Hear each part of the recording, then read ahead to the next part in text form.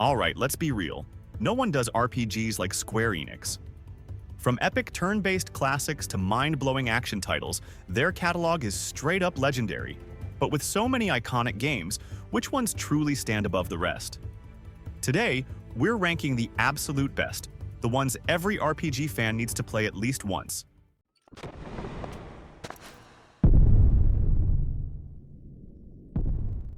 Vagrant Story dropped on PlayStation 1 and instantly felt like something different. No party system, no towns to explore, no typical RPG fluff, just you, a cursed city, and a deep dive into one of the most complex combat systems Square ever built.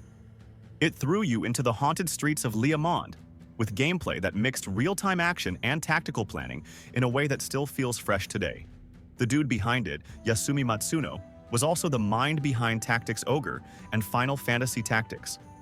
So yeah, you know you're getting political drama, heavy lore, and a storyline that makes you actually pay attention. One cool thing a lot of people miss? The dialogue and character animations. Even without voice acting, the facial expressions and body language in this game were super detailed for its time. Characters didn't just stand still while talking. They moved, shifted their weight, and reacted. It gave every scene this grounded, realistic vibe that pulled you deeper into the story. And the script?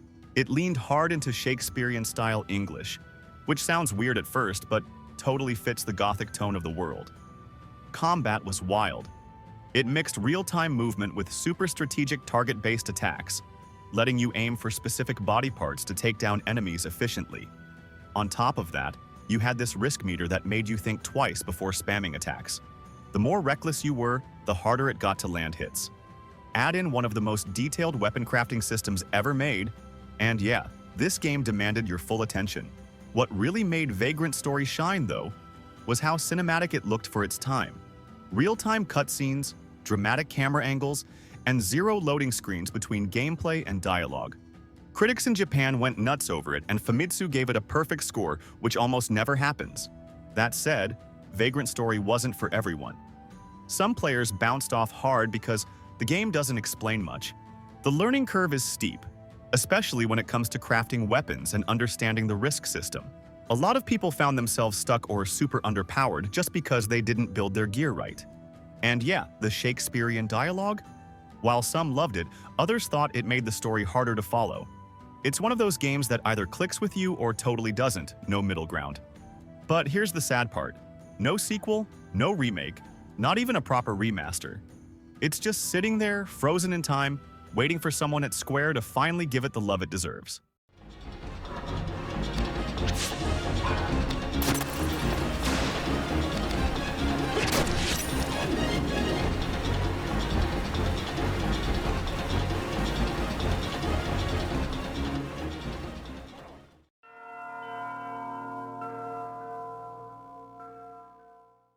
Valkyrie Profile dropped on the PlayStation 1 and instantly proved it wasn't trying to play by anyone else's rules. While most RPGs back then went with the usual top-down or isometric view, this one flipped the script with a side-scrolling style that mixed exploration, platforming, and surprisingly deep combat. And it worked. What really blew people away, though, was how cinematic the whole thing felt. The game had full voice acting, which was a big deal back then. And the way characters delivered their lines gave the story this theatrical, almost haunting vibe. Paired with the detailed sprite animations and that moody soundtrack, it created a tone that was dark, epic, and totally unforgettable. The story hits hard too. It dives deep into Norse mythology, but instead of just retelling ancient legends, it builds something way more emotional. You play as Lenneth, a Valkyrie sent to gather the souls of fallen warriors for the end of the world, the Ragnarok. But as you go, you start to realize there's way more going on. Her mission, her memories, her purpose, everything starts falling apart in the best possible way. The story hits on themes like identity, duty, and loss, and it never holds your hand. Every decision has weight, and the multiple endings really make you think about the consequences. Combat is where things get even crazier. Each character is mapped to a different button, and chaining attacks in real time isn't just fun. It's key to surviving tougher enemies. There's this rhythm to it that keeps fights fast and satisfying without losing the strategy. You really have to time your combos and think ahead, which gives it that perfect balance between action and brains. That said, the game wasn't perfect. A lot of players found the pacing kinda weird, especially if you didn't fully understand how the timer system worked. You're on this limited schedule to prep for Ragnarok, and the game doesn't exactly explain how important your choices are, so it's easy to mess up your first run without even realizing it. Some dungeons also felt a bit repetitive, and if you weren't into puzzle platforming, the exploration parts could get frustrating real quick. Still, even with those flaws, most fans agree the overall experience was totally worth it. The series did get a sequel with Valkyrie Profile 2 Silmeria. It was solid and expanded on the world, but let's be honest, it didn't quite leave the same mark. Years later, Valkyrie Elysium came out trying to reboot the magic, but it just didn't hit the same. Fans are still out here waiting for a proper follow-up that actually respects the tone, depth, and originality of the first game.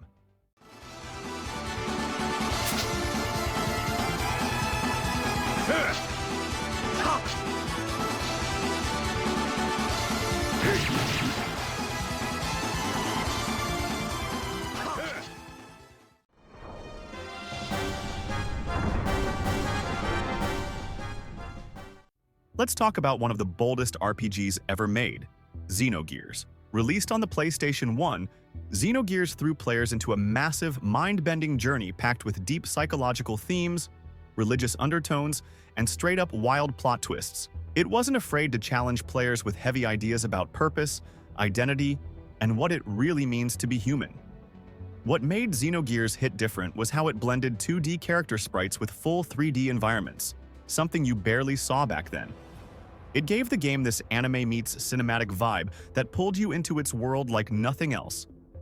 And let's not forget the combat. You'd switch between regular battles and giant mech fights using your gear units. Managing fuel, timing your attacks, and mastering combos kept things intense and fresh the whole way through. Another cool thing that often gets overlooked is the skill system. Xenogears doesn't just hand you overpowered moves. You actually have to unlock new death blows by experimenting with different combo inputs during battle. Now yeah, the second half of the game felt a bit rushed. Development cuts forced a lot of the story into long cutscenes instead of full gameplay sections. But even with that, the narrative still hits hard. It's ambitious, emotional, and stays with you long after the credits roll.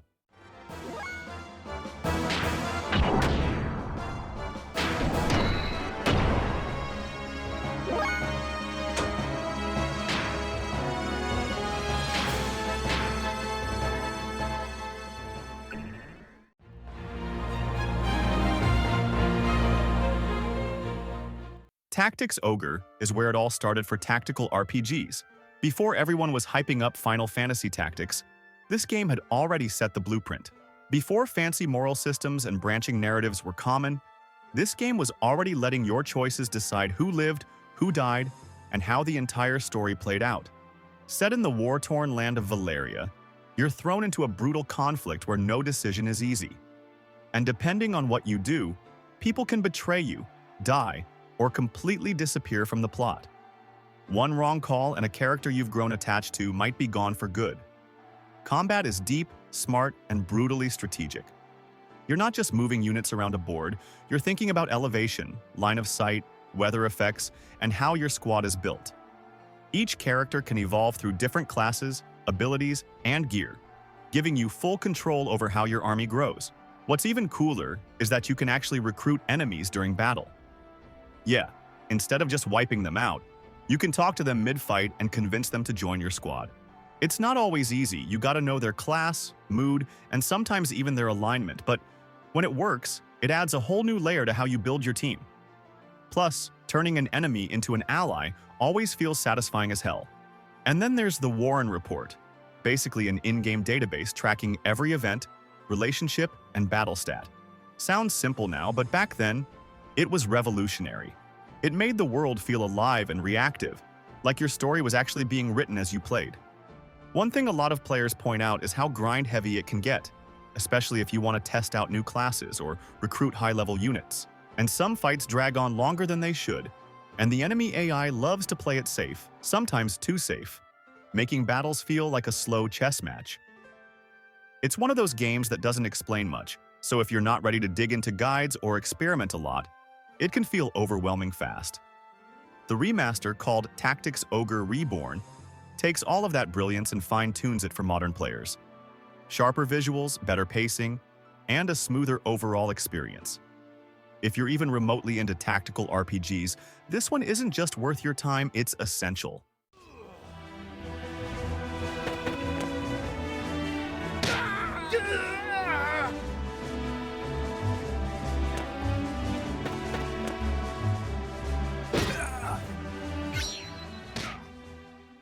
Alright, real quick, if you're having a good time with the video, take a second to hit that like button and subscribe to the channel. It really helps more than you think. And if you want to go even further, you can become a member and support the channel directly. Seriously, thanks for being here. Now, let's keep it going.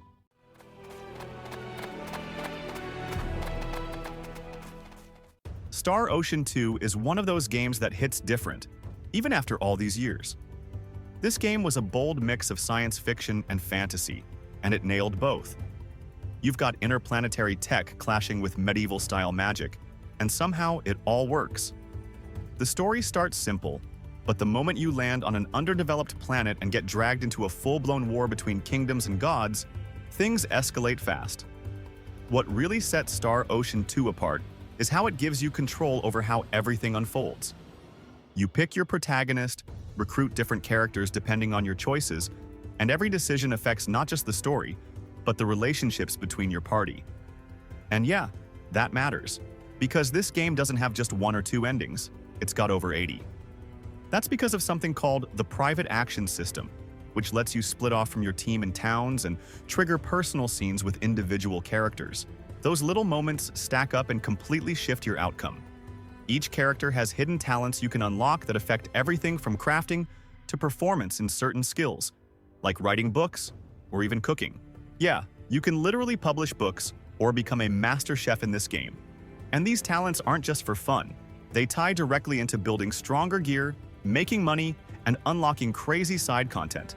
Combat is real-time and full of energy, letting you control your character on the field, dodge attacks, and pull off special moves on the fly.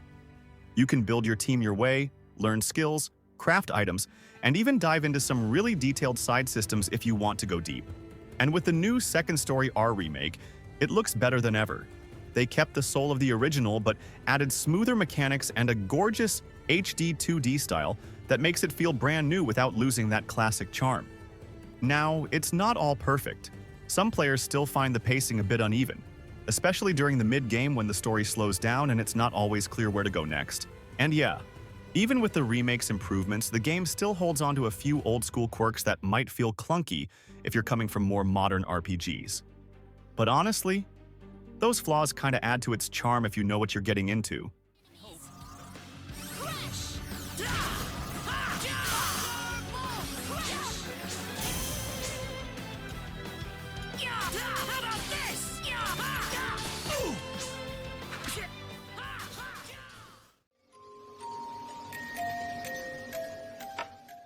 If you ask any RPG fan to name a true classic, Chrono Trigger is probably one of the first games that comes up.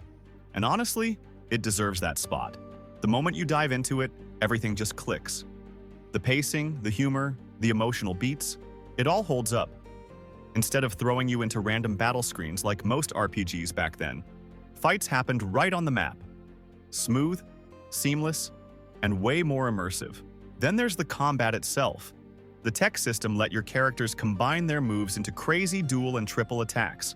It wasn't just cool to watch, it made you actually think about who to bring into battle. The story is wildly ambitious, and time travel isn't just a gimmick here, it's the core of everything. You jump between prehistoric times, medieval kingdoms, dystopian futures, each with its own vibe, its own music, its own stakes, and somehow it all ties together perfectly. And with multiple endings based on your choices and when you decide to take on the final boss, it's insanely replayable. What's really cool is how the game handled optional side quests near the end. You weren't just running errands. These quests gave real depth to your team. They opened up personal stories that hit hard, like facing regrets, fixing old mistakes, or learning where someone truly came from. It wasn't about XP or loot. It was about getting to know your crew on a deeper level. The art style has that classic Akira Toriyama touch, bright, expressive, and full of charm. The music, thanks to Mitsuda and a bit of help from Nobuo Uematsu, is unforgettable. Every track hits the right note, whether you're fighting a boss or just wandering through a village. Chrono Trigger has seen ports and digital releases over the years, sure. But fans are still begging for a proper remake, something that brings this timeless gem to modern platforms without losing what made it special in the first place.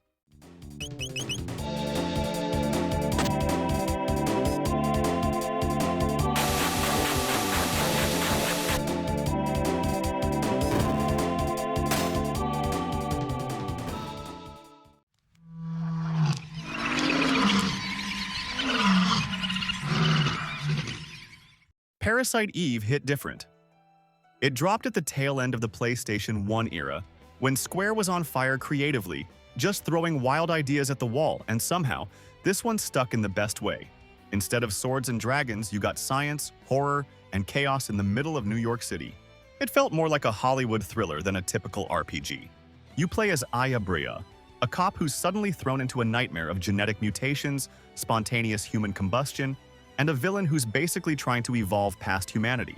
Yeah, it gets weird, and it's awesome. The game blends real-time movement with a sort of active-time battle system, letting you dodge attacks and plan your next move in the middle of a fight. Another cool thing? The weapon system. Parasite Eve lets you break down guns, swap parts, and create your own Frankenstein arsenal.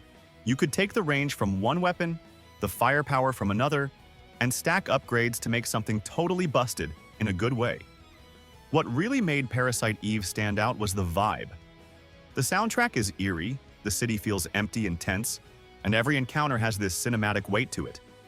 It's part survival horror, part RPG, and all atmosphere.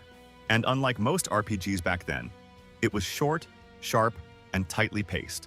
But some players felt the pacing could get a little awkward, especially between the intense cutscenes and the slower exploration segments. The game also threw a lot of mechanics at you without really explaining much, so if you didn't read the manual or experiment a lot, stuff like the weapon system could feel confusing or even punishing. And while the story is super unique, it leans heavy into science jargon and weird biology talk that left some people scratching their heads. Not everyone vibed with it. Sadly, even with all the love it got, the game never got the modern remake treatment it deserves. Legal stuff and licensing drama buried it for years. But fans haven't forgotten, and Parasite Eve still lives rent-free in a lot of people's heads, and for good reason.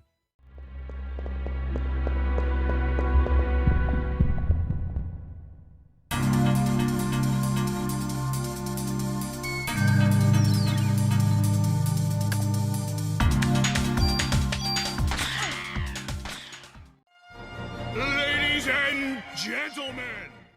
If you've ever wanted to try the Dragon Quest series but didn't know where to start, Dragon Quest XI is the perfect pick. It's got that classic JRPG soul, but with all the polish and quality of life stuff you'd expect from a modern release. No weird learning curve, no clunky systems, just a clean, fun adventure from start to finish. Another cool touch is how the game lets you switch between 3D and 2D modes. Yeah, seriously. There's a version where you can play the entire thing like an old-school 16-bit RPG, with sprites and turn-based charms straight out of the Super Nintendo days. It's such a wild contrast to the modern visuals, but it works. The story hits all the right notes. Chosen hero, world in danger, epic journey, but it's told with heart and a lot of personality. The characters? Super likable. The writing is sharp, the pacing is solid, and the party you build along the way is packed with characters you'll actually remember. Each one has their own backstory, and they all bring something cool to the table. Visually, it's a stunner. That clean, anime-inspired art style pops off the screen. And whether you're exploring towns or battling monsters, it just looks and feels great. And speaking of battles, the turn-based combat is smooth, fast, and gives you enough room to strategize without slowing things down. The pep system is where things get spicy. It lets your characters power up and pull off special moves together, adding some hype moments during tougher fights. There's also a skill tree system that gives you real control over how your characters grow. Want a healer who can hit like a truck? Go for it. That said, not everything hits the mark for everyone. Some players felt the difficulty was a bit too forgiving, especially during the main story. Also, there's a lot of dialogue and cutscenes, which is great for story lovers, but if you're the kind of player who just wants to get to the action, it might feel a bit slow at times.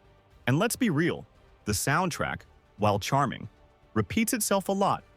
Definitely something that got on people's nerves after a few dozen hours. Dragon Quest XI doesn't try to reinvent the wheel. It just makes sure the ride is smooth, fun, and totally worth your time.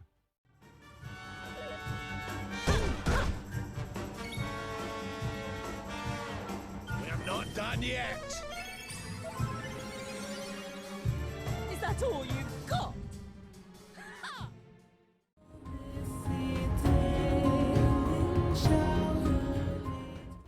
Nier Automata hits different from the moment you press start. It's not just some flashy action RPG, it's a full-blown emotional roller coaster that flips your expectations upside down. On the surface, yeah, it's fast-paced and stylish, with that smooth Platinum Games combat we all love. You're slicing through enemies with fluid combos and dodging laser storms like it's a bullet hell shooter. It's fast, it's intense, and it never lets up. But once you dig in, it becomes clear there's way more going on here. You're thrown into this bleak, post-apocalyptic world where androids fight machines in a never-ending war. But the real twist? It's not really about the war. It's about what it means to exist. The game constantly throws heavy questions at you about identity, purpose, even what it means to be human. And it does it in ways that actually hit you. What really makes Nier Automata special, though, is how it tells its story. You don't just beat the game once and call it a day. You have to replay it, and each time the story shifts. New characters take the spotlight, and the truth behind the world slowly unravels. The first ending is just a warm-up. But some players didn't love the backtracking, and yeah, there's a good bit of it. You'll revisit the same areas a few times, and while the story justifies it, it can still feel repetitive. Another wild thing Nier Automata pulls off is how it messes with the actual mechanics of gaming. Like, at one point, it pretends to delete your save file, for real. And later, the game literally asks if you're willing to give up your progress to help someone else online. It's not just some clever trick, it's part of the emotional impact. And then there's the soundtrack. Man, Keiichi Okabe didn't just compose music, he built the soul of the game. Every track feels like it was made to pull emotion straight out of you. It's haunting, beautiful, and unforgettable.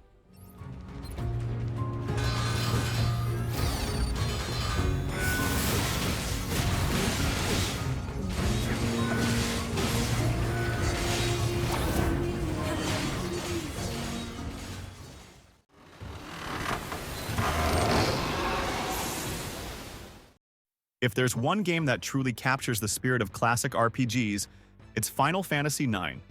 It's got that old-school charm mixed with emotional weight, and honestly, it might just be the heart and soul of the whole franchise. While other games chased big explosions and sci-fi vibes, this one went back to basics: knights, kingdoms, magic forests, the whole deal. But did it in a way that feels fresh even today. It dropped on the PlayStation 1 back in 2000, and despite all the heavy hitters around at the time, it carved out its own space. What really makes it special is how personal the story feels. Each character is carrying something. Real doubts, real fears. You've got Zidane, who jokes around a lot but is dealing with some serious identity issues. Then there's Vivi, one of the most emotional characters Square has ever created. And somehow, the game balances all that heavy stuff with light, funny, heartwarming moments that keep things moving. One thing that really made it stand out was the active time event system. It let you catch moments between characters that weren't tied to the main plot but added a ton of depth. You'd see what others were doing in real time, which made the world feel more alive and the cast more connected. Something that often gets overlooked is how much the game leans into its theatrical theme. From the opening scene with the play in Alexandria to the way the characters interact, the whole game feels like a stage performance in the best way. There's drama, comedy, tragedy. Even the structure of the story follows that classic 3-act format. It's like you're not just playing an RPG, you're watching a beautifully written play unfold, where every character has a role to play. The combat brings back the 4-member party, which is rare for the series, and each character sticks to a clear role. No confusing job swapping, just solid, focused abilities. The trance system added a twist too, letting characters power up during battle after taking hits. Some people love it, some hate it, but it definitely made fights more unpredictable. Still, it's not a flawless ride. One of the biggest complaints is how slow the battles can feel. The ATB system takes its sweet time to load up, and when you're grinding or just trying to get through random encounters, that pacing can drag a bit. The trance system also catches some heat, since it activates automatically when a character takes enough damage. So it can trigger at the worst possible time, like right before a fight ends. And while the game's overall tone is amazing, some folks felt like the final act moved too fast and didn't give enough payoff for all the buildup. And let's be real, this game's crew? Easily one of the best in the series. And if you're on PC, there are mods out there that seriously boost the visuals without losing that classic vibe, making it an even better time to jump back in.